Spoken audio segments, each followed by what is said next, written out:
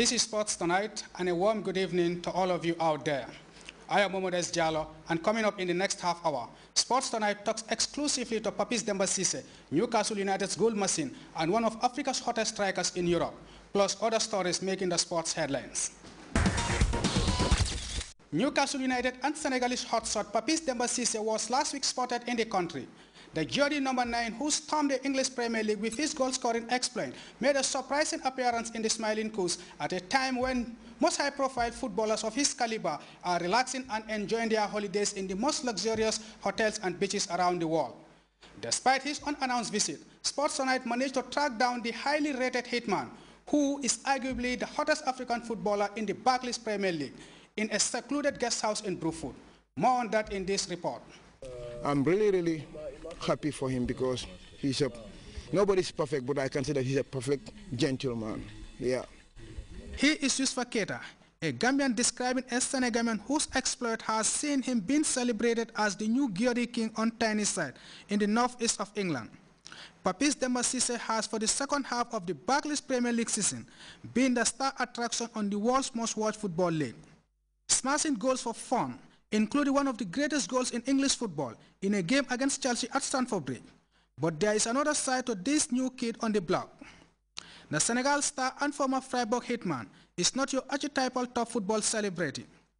After a hectic season in the Bundesliga and the Premier League, where he has been banging in goals for fun, Papis chose not to travel to Dubai, Paris or New York for holidays, but a 6-hour flight to visit family and friends in Senegal and the Gambia.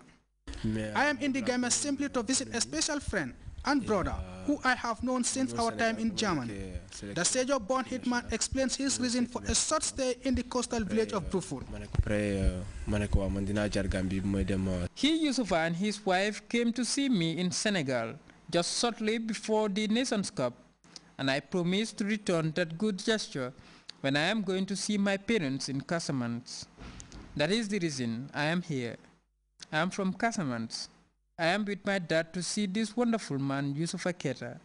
I have some friends too in the Gambia, and I have been out to see the country to visit them. Though I didn't have the chance to meet all my friends, I am asking for their forgiveness since... For a man who is now playing top-level football in England, hitting the heights in the game came along the usual storyline. Okay, dafa xaw sori nak. Dafa xaw sori parce que dama commencé Sédhiou. Yes, my career is one of a lengthy story because I began my career in Sédhiou, Casamance, my hometown, in the local Nawetan leagues. I then played in other regions until I reached Dakar. Then to France, where I spent 4 years before playing in the Bundesliga and now in the Premier League with Newcastle. In Brufut, where he met once more with his old pal, Youssoupha, whom he met in Freiburg, Germany. The two and their friends spoke over some rare pastime together. Papis Demba Cissé, Newcastle's young striker, who now dons the famous Grts number 9, which was made famous by iconic names such as Jackie Milburn of the yesteryears, as well as Alan Shearer of recently, wore little nervousness as to the task facing him as the new icon of the giant North-East side. This young man is looking at life from a totally different perspective. Asked why he traveled to the Gambia without much fanfare, Papis simply referred to his newfound star status nothing more than a gift from God. He spent his time secluded in this post guest house, but Papis Demba Cissé's exploits will ring bells that will sound and reverberate beyond the confines of the stadiums his skills are paraded. Now on Sports Night, we bring you the exclusive interview with Newcastle United's hitman, who has banked in goals for fun, scoring 13 goals in 14 league matches since joining the Magpies from Freiburg in the January transfer window.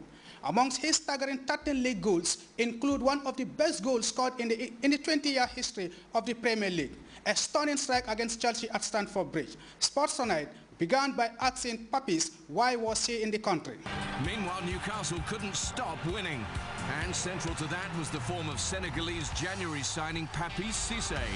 9 goals in 8 games ahead of the visit of Bolton as Newcastle's impressive April continued. A 6th straight win, this time against Stoke, moving them into the Championship. Newcastle United and Papis Cissé.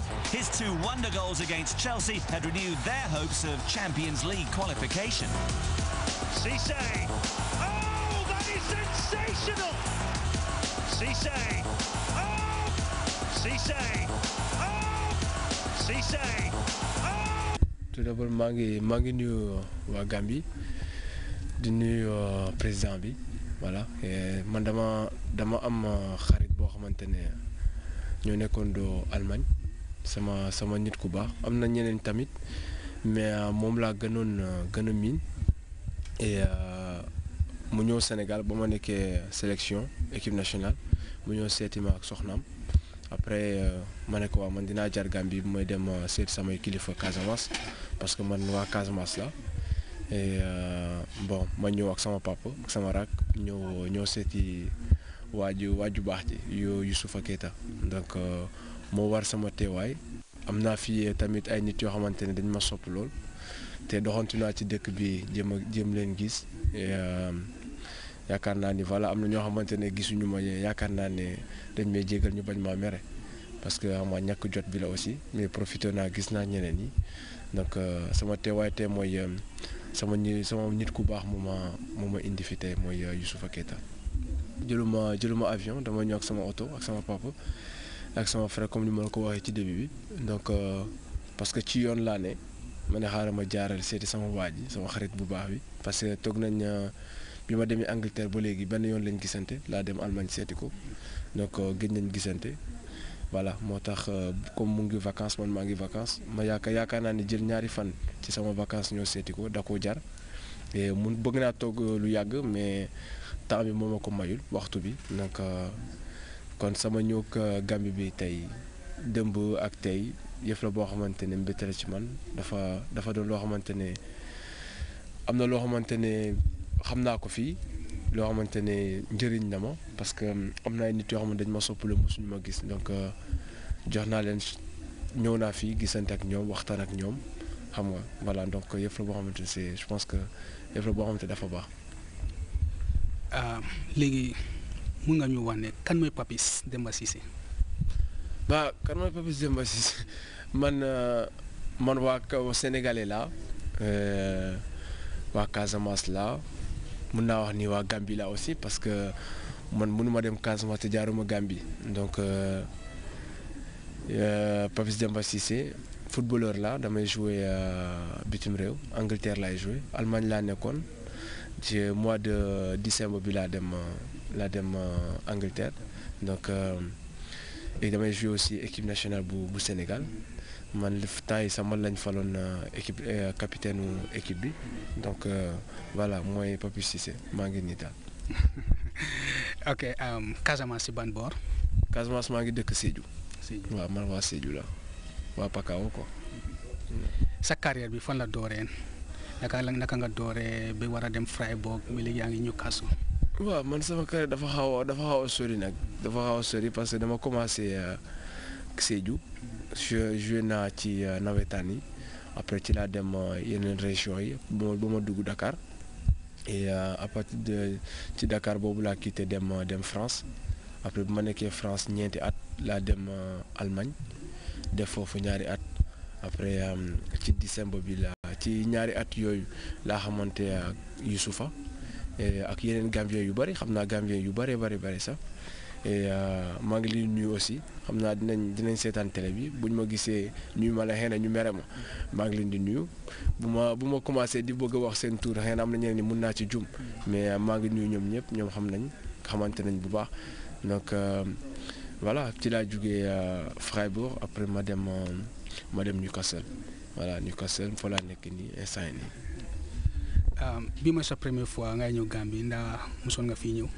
waaw mos naa fi ñëw benn yoon mais dama ñëwoon ak sama équipe bi nekk équipe ma nekkoon Sénégal AS Douane mosoon nañ fi ñëw ci wetu stadium bi benn hôtel bu fa nekk fa lañ daloon sax def nañ fa ñaari semaine man bi ma fa jugee année boobu laa dem France donc bi mooy sama ñaareel yoon boo xamante ne ñëw ma ak équipe dama ñëw seeti sama nit voilà dugg naa ci dëkk bi tey Banjul presque tey journée bi xam naa te mun naa wax ni journée bi xam naa Banjul parce que fi ma dugg génn mun naa wax ni xam naa Banjul tuuti donc